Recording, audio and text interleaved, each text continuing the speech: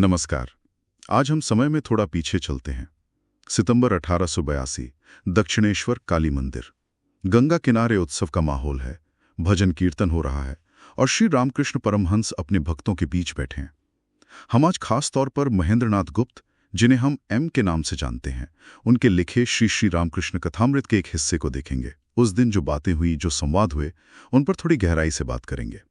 हमारा मकसद है श्री रामकृष्ण की सहजता को समझना। हाँ, और उनका वो प्रेम भरा व्यवहार। बिल्कुल। और उनकी शिक्षाएं जो उन बातों में झलकती हैं, एम की नजरों से देखने की कोशिश करेंगे। हाँ, एम का जो विवरण है वो हमें बिल्कुल उस माहौल में जैसे खींच लेता है। ये सिर्फ कुछ उपदेश नहीं है, देखिए, ये तो एक जीती जागती तस्वीर है, जहाँ मतलब गहरी आध्यात्मिकता भी है और वो इंसानी गर्मजोशी, अपनापन, वो एक साथ है। एम ने सिर्फ बातें नहीं लिखी, उन्होंने उस दिन की जो ऊर्जा थी, जो हंसी मजाक था, भक्ति का भाव था, उसको भी पकड़ने की कोशिश की है। हाँ, ये बात तो है। अच्छा, एम बताते हैं कि वहाँ हर तरह के लोग थे, गृहस्थ भी, युवा छात्र भी, कुछ शायद सन्यासी बनने की सोच रहे होंगे। तो ये देखना दिलचस्प है कि श्री रामकृष्ण सबसे कैसे जुड़ते थे। मतलब क्या कोई एक ही तरीका था या हर किसी के लिए कुछ अलग था? यही तो खास बात है एम के विवरण की। उनका रवैया सबके लिए एकदम सहज और व्यक्तिगत था।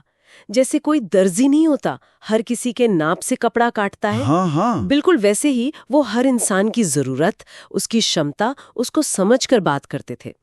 किसी नौजवान भक्त से शायद वो गहरी साधना की बातें करते होंगे, तो वहीं किसी गृहस्थ को शायद ये सलाह देते कि भाई संसार में रहो, पर ऐसे जैसे नाव पानी में रहती है। नाव में पानी नहाने पाए। हाँ बिल्कुल। और एम ने शायद ये महसूस किया होगा कि ये सिर्फ कहावतें नहीं थी, ये उनकी बातचीत में, उनके व्यवहार में झलकता था। और ये जो सलाह है, संसार में रहो पर मन ईश्वर में रखो, सुनने में तो सीधी लगती है, पर उस उत्सव वाले माहौल में इसे कैसे समझा जाए?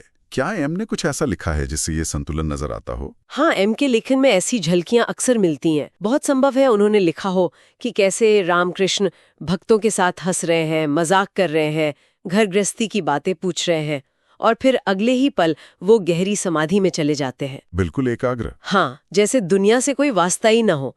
यही तो वो संतुलन है जिसकी आप बात कर रहे हैं। सही, दुनिया में पूरी तरह शामिल, पर अंदर से ईश्वर से जुड़े हुए। उनका अपना जीवन ही इस बात का सबसे बड़ा प्रमाण था। असल में ईश्वर प्रेम पर उनका जोर तो खैर सभी जानते हैं। एम ने भी इसे महसूस किया होगा, जाहिर है।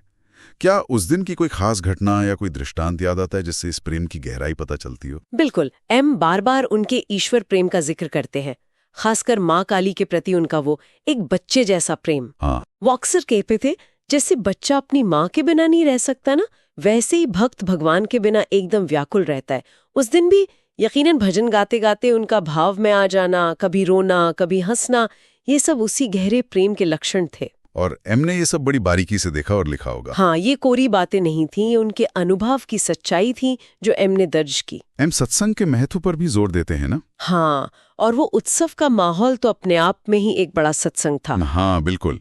और रामकृष्ण जी उसे सिर्फ अच्छी संगत नहीं मानते थे, वो कहते थे इससे आध्यात्मिक उन्नति होती है। जैसे खाद डालने से पौधा नहीं बढ़ता, सही बात है। वैसे ही एम लिखते हैं कि कैसे उनकी मौजूदगी भर से भक्तों में एक अजीब सी शांति, एक आनंद का अनुभव होता था। वो उत्सव सिर्फ मिलना जुलना नहीं था, वो तो जैसे एक आध्यात्मिक चार्जिंग पॉइंट जैसा था। हाँ, ये अच्छा कहा आपने। और माया की बात, संसार की जो भ्रामक शक्ति है, उससे बचने का क्या रास्ता बताया उन्होंने उस दिन की बातचीत में?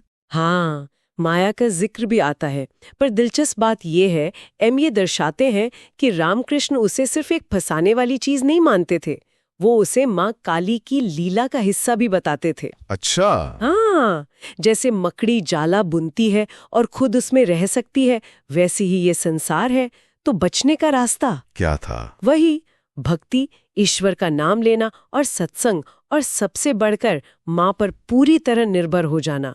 एम शायद उनके ये शब्द बताते हैं, माँ को पुकारो, वही रास्ता दिखाएगी।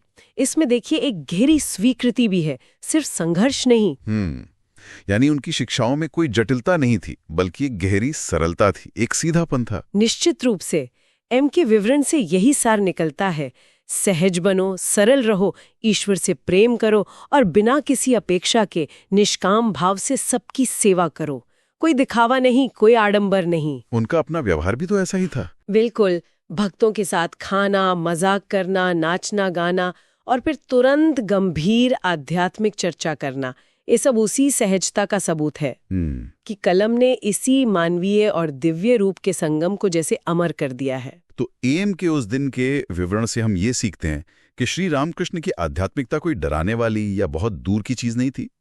वो तो जीवन के ताने बाने में बुनी हुई थी, प्रेम और सहजता से भरी हुई, और उनकी बातें आज भी उतनी ही सच्ची और उपयोगी लगती है। बिल्कुल सही कहा।